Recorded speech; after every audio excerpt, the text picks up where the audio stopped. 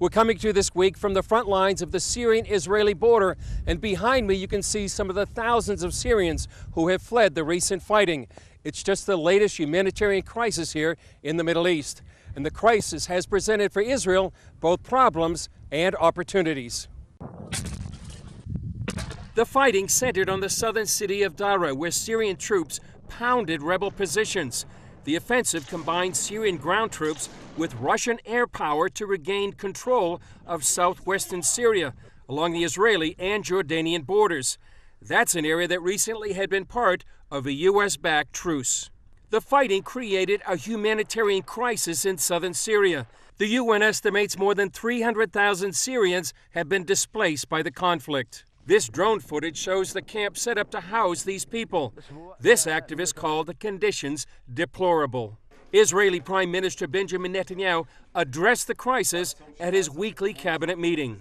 With regards to southern Syria, we will continue to defend our borders. We will extend humanitarian assistance as much as we can. We will not allow entry to our territory. Following the fighting next to its border, the IDF deployed more troops to the Golan Heights and reinforced their current positions with additional armor and artillery.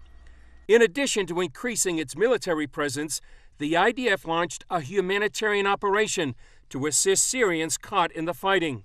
In a nighttime operation, they provided 60 tons of aid to displaced Syrians. The aid included tons of food, baby food, clothing, and shoes sent to an undisclosed location in the Golan Heights. The IDF also provided emergency medical care to a number of Syrians wounded in the fighting, including some children whose parents had been killed. IDF medical personnel provided life-saving medical treatment, and some were transferred to Israeli hospitals for further medical care. The humanitarian aid is part of Israel's Good Neighbor policy, where they have treated thousands of Syrians for years during the Syrian civil war. To learn more about the situation up here on the border, what the IDF and a Christian ministry are doing, we talked with Dalton Thomas of Frontiers Alliance International and Marco Moreno, who developed Israel's Good Neighbor policy. FAI, we are working on launching a team now, a medical team, inside the refugees camp in order to help them on the medical field. Because it will take a couple of days and, diseases will start, children, will have issues. So FAI is engaging immediately, first of all sending a medical team and also a relief, tents, babies' food, whatever we can supply.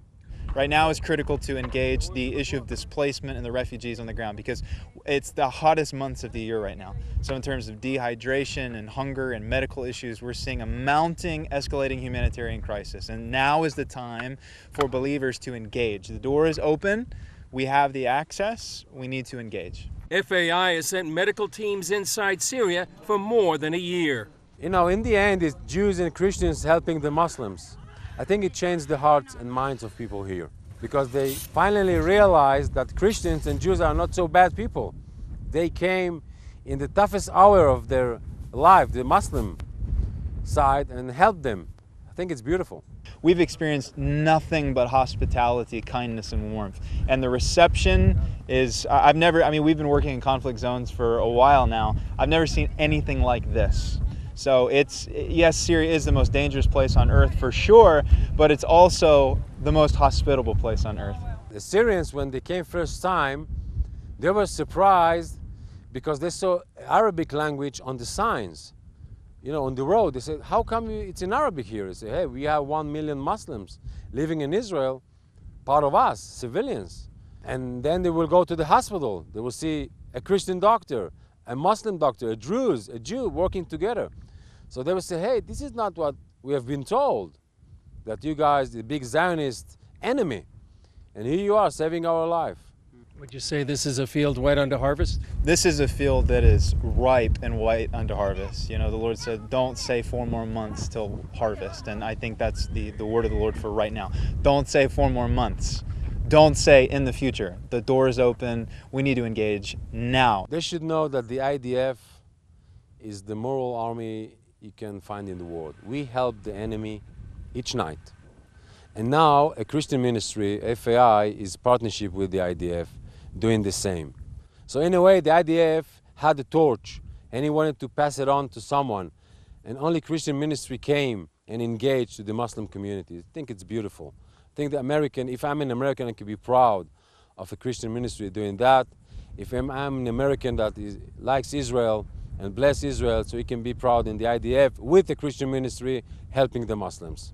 We need human bodies. We need salt and light people on the ground. So if you're a medical professional, education, psychological, trauma counseling, you name it, we need it. So pray for open doors for new areas of operation.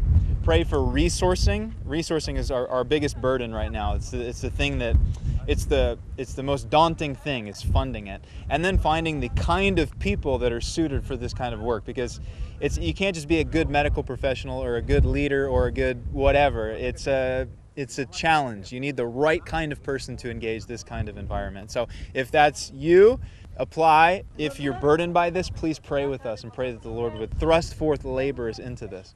Please be sure to pray for Frontiers Alliance International and what they're doing to help Syrians caught in the crossfire of the Syrian civil war.